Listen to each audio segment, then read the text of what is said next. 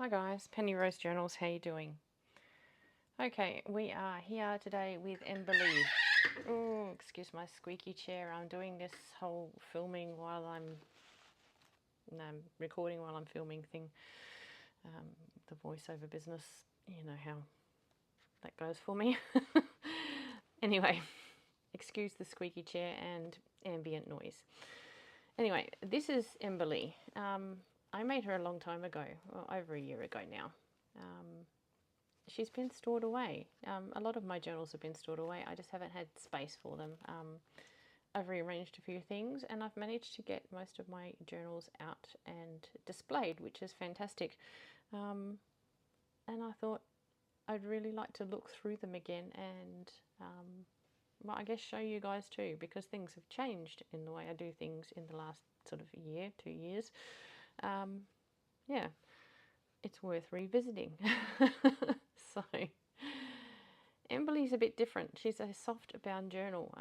I don't often do those, but she's a limp bound journal, which means she has a solid spine, unlike most soft bound journals. She has a solid spine. It's external to the journal cover. So, yeah, she's got 3 signatures, as you can see there. You can see she's nice and sort of squishy. This is just a little lace flower that I've made of leftover lace and a button just pegged on or clipped on with a little clothes peg that has a little ladybird on it because it was just floating around my room. So it ended up there. Anyway, the closure is very easy. It's just these weighted strings and they just hook over these big buttons on the side. So it's as simple as that. You just take your weighted string and unhook it from the button. Very, very simple. So the inside of her cover is very plain, nothing much going on there. Yeah, it's just a piece of upholstery fabric. Now these books sit quite nicely closed. They also sit quite nicely open, but when you first open them they look a bit sort of weird because that spine sort of sits up. But as you open up the book and want to work in it, it lies flat like that, and the book lies open nicely. So yeah, I just wanted to do a quick flip through really. So here she is. This is just napkin over some old book page, bit of writing space there, bit of kooky paper, as per usual, tons of ephemera stuffed in pockets here, there and everywhere. There's a bit of a microfiche tucked in that one. Yeah, I haven't really gone any lighter on the ephemera back then. Still plenty in there. Bit of music paper. This is just a little booklet pinned to a page. Just a very simply altered paper clip. It's just got a few little goodies inside. Very, very simple stuff.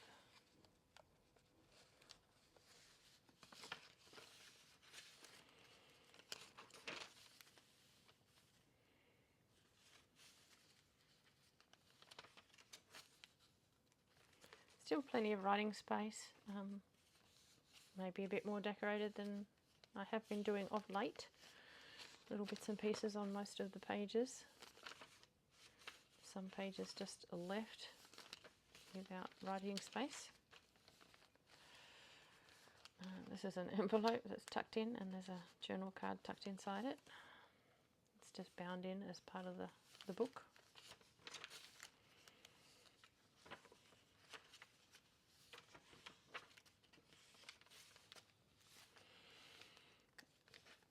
Bit of a pocket with a tag with a nice little fabric dangle. Some more papers tucked in the top there. Bit of leftover fabric from the cover by the looks of things.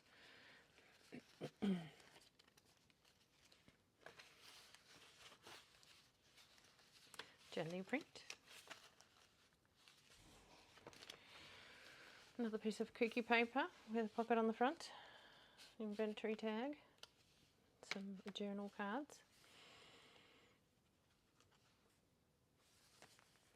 That's a odd little page with a, a paper clip over the top. Let's see. This is an altered paper clip. It's got little pockets in it. It's been a long time since I've made those ones. I might have to make those again. That's very cool. And a journal card. It's a greeting card. This is a greeting card that's been bound in as a page. There you go. See, I don't remember what's in this journal. This is the first time I've looked through it in over a year. It's a lot of fun to see your old work. I don't know if you guys often go back and have a look at things you've done in the past, but I find it super interesting. Yeah, like that paper clip. I'm going to have to make those again. They're cute. So there's another envelope that's been bound in as a little pocket, stuffed full of little goodies. I used to do these a lot. I haven't done them for a long time. Just random bits of picture out of like encyclopedias and stuff, and just sticking found words on them and using them just as embellishments. They don't make any sense. There's no reason for them.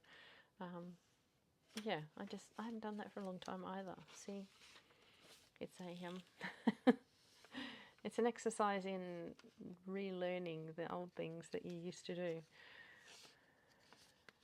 I remember when I got these stamps, I was stamping them out on a piece of paper just to see what they looked like, and it ended up as a page embellishment.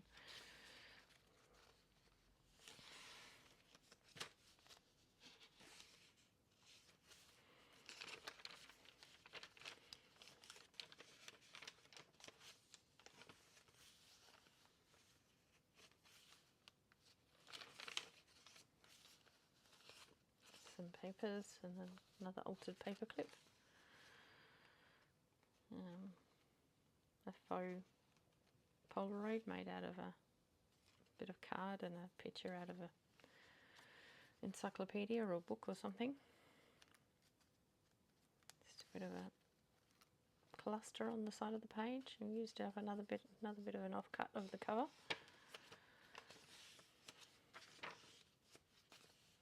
And again, envelope pocket. Cute little card pairs, and there's other things back there as well. Oh, that's a cute little envelope. A little button cluster. And it's a pocket at the back, and there's little tags in the back. Little altered paper clip, that's a fabric flip with a card tucked under it. That's the back of that greeting card that we saw before. And another one of those faux Polaroids. I used to do this too. pull phrases out of books, stick them to things. There's another one of those cards with a little fabric dangle. A few journal cards tucked into a pocket there.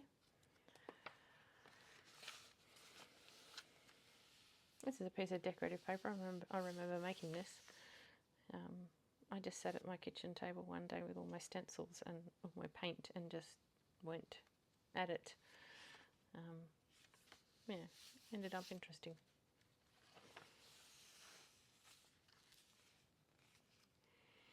Another big pocket with some ephemera tucked inside and behind.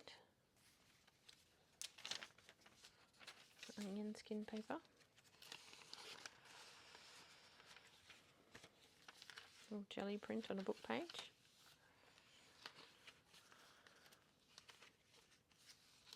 Crossword puzzle. Another one of those found words on a picture things.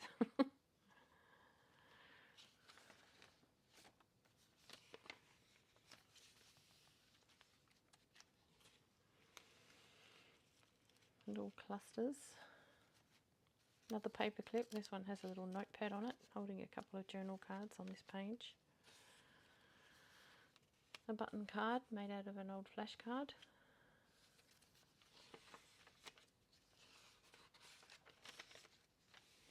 With some old tape I had a roll of tape and my dog chewed one time. And there was quite thick bits of tape, but they were all stuck together, and I thought, oh, that's rubbish. And then I started sticking it to old book page and tearing it off, and ended up with this, which is kind of cool. I like it. It's just tape with random letters and stuff stuck under it. I just glued it to the page.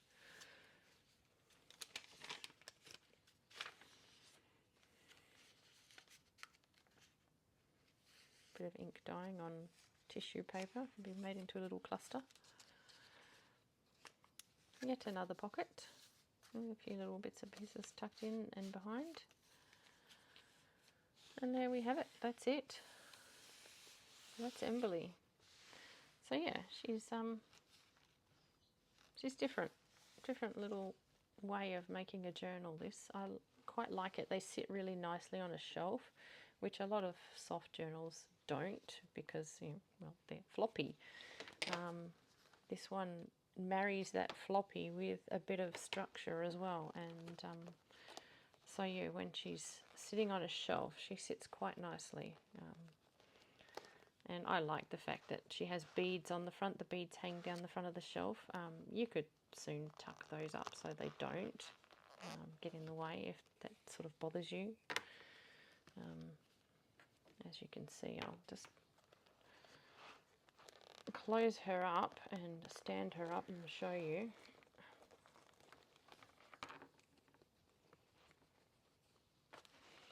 Yeah, like I say, the beads hang. They hang down. Again, like I say, you could soon tuck them up so they're out of the way, and then you don't have to worry about them hanging off the shelf. If you've got a cat or something that likes to fuss with stuff, it's all quite flat once you put it on a bookshelf, and she sits like that on the shelf. So yeah, well, that's Emberly. I'm going to make sure she's in my Ko-fi store. I'm not sure that she's there yet, but I will do my best to get her up and in the Ko-fi store. That was part of the purpose of unpacking all my journals. I have a lot of beautiful journals stashed away and not available. You know, they're not being used. It's a bit sad. I've made them all and they're all lovely, and yeah, they need a forever home.